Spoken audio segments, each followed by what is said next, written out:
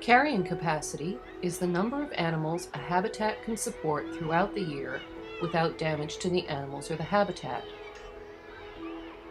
If the number of animals in a particular habitat is less than the carrying capacity, the population will tend to increase until it balances the resources.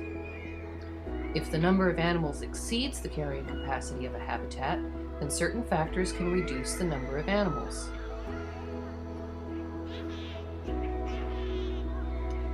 Factors which reduce population when carrying capacity is exceeded include starvation, predation, and disease.